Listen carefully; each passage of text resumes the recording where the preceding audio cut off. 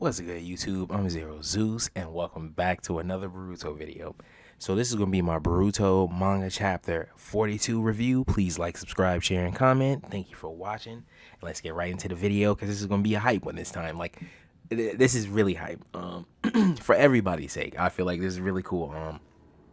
First of all, they already made the decision to make Sarah the captain, right? And so you get to see that play out in this chapter of the manga, and they like really hit it home. Like, she's controlling everything. Don't get me wrong, they still make choices on their own whims in certain situations, but for the most part, it's her. She's the captain, and she's assuming the position, and that's like really cool.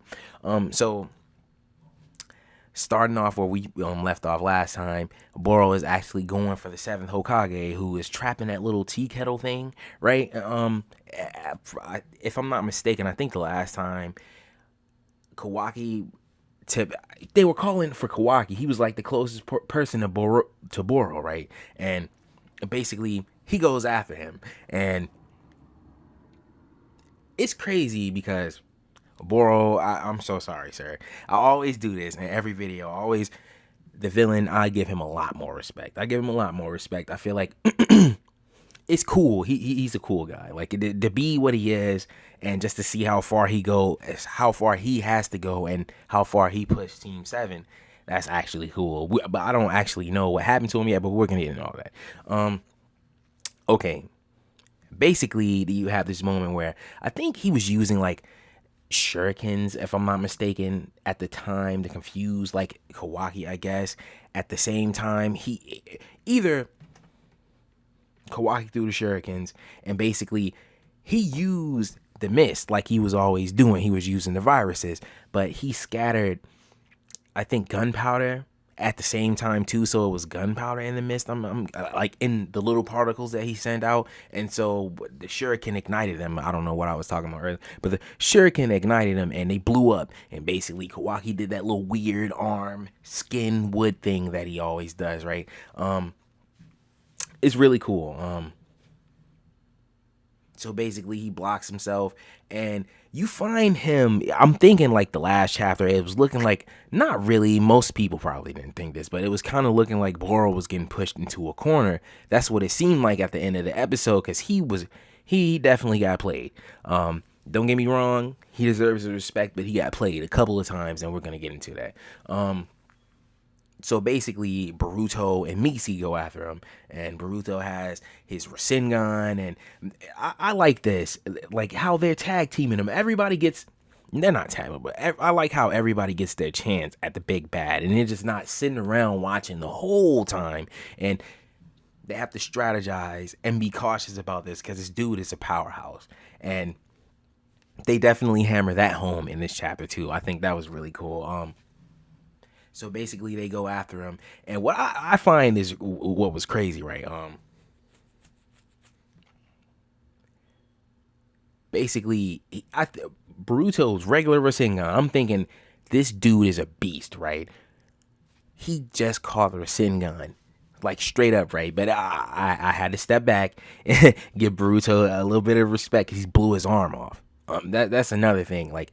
This dude is constantly like getting chunks blowed off him. Don't get me wrong, he's like a tank and he can take it, but at the same time, they are really giving it to him. Like, much respect for the manga. Like, I cannot say enough how hype that is. Like, that much respect to the manga. I definitely think it's much deserved. And hopefully like the anime will be moving towards stuff like this, because I really feel like that'll be a lot more hype. But anyway. So basically, they blow him up. He does his little regeneration thing.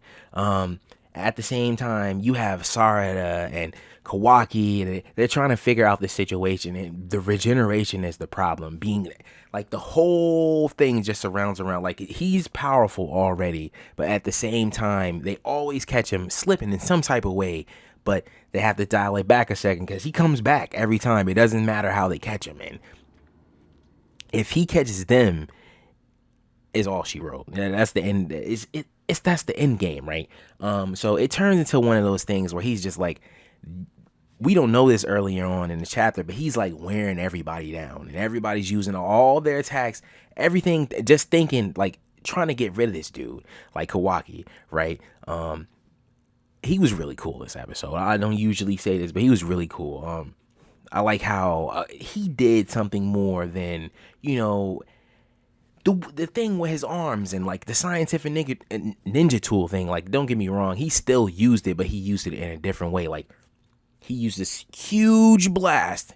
They had this moment where basically Mitsuki strung Boro up and was holding him in place. And I don't know, Kawaki just walked up and he didn't face shot him or nothing, but he like blew his whole bottom half off. Now, mind you, the first episode, the manga chapter, the last manga chapter, they actually blew off his top half. And so you're going to realize why I'm saying this as we get further in the chapter. But he blew off his legs and basically he regenerated. But man, my guy is definitely tough for just letting a blast loose like that. Like, I didn't know he could just do it like that, like at will, anytime. Like, Kawaki, I gotta give him more respect too. Like, you know, I'm ragging on these characters because I don't know, but I much respect to them.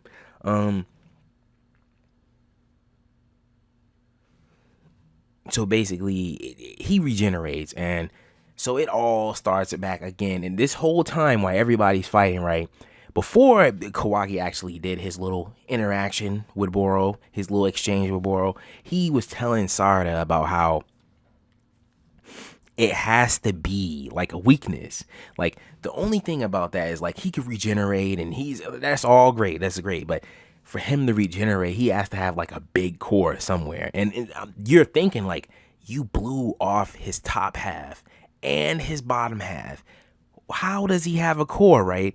And so we don't know this, but later on in the chapter, it comes to find out that he was actually moving the core around in his body using, I don't know, he was using these hand seals. I don't know what jutsu it was, but he was using it to move the core around his body. And that was crazy. I thought that was crazy.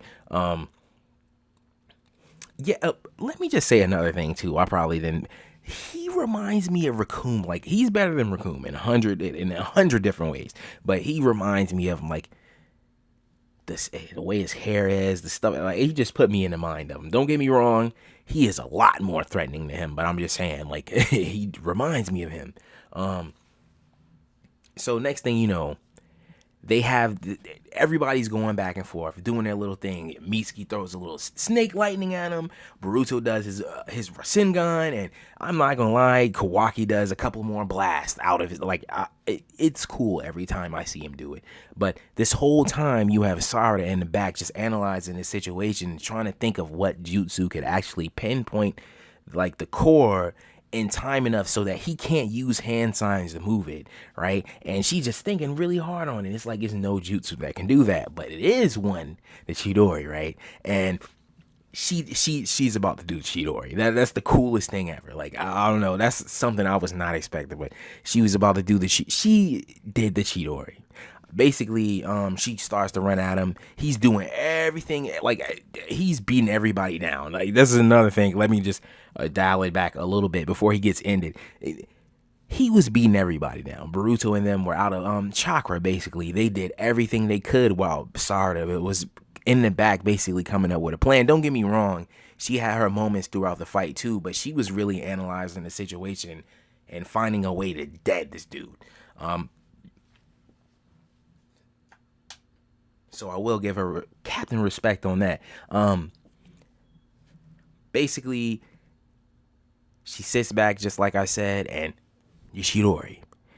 She starts to power it up, and she don't know, like, she says, like, she doesn't know if she can do this yet. Like, she hasn't tried it in a real battle yet. But this is so cool, because if I didn't see the leaks, I would have already known this is what they were going for. But this is like a person who has never seen this before and who doesn't know about the Chidori or something, and they see her do that. That's like really cool. And basically, he's in the midst of doing everything. He sees her coming, right? He's in the midst of beating everybody up and doing his little thing, right? And he sees her coming, but he can't dodge it because the Chidori is fast. That's why you need the Sharingan, which all those videos way back, I am so dumb. You need the eye of insight, right? And I was not even thinking about that at all. I'm just like, yeah, Boruto, if he did the Chidori, that'd be so cool. I should have. I don't know what I was thinking about, but basically that's where it ends. Like she impales, like I think she hit his core. I don't know if they're gonna drag this fight out any longer, but it looks like it's coming to an end. But let me just say, this chapter has been really cool. Much respect for Boro. Just from a villain standpoint, he was okay. I will give him that. But anyway, I'm probably gonna end the video right here. I've yapped on long enough. This has been my Boruto manga chapter 42 review. Please like, subscribe, share, and comment. Thank you for watching, and I will see you all next video.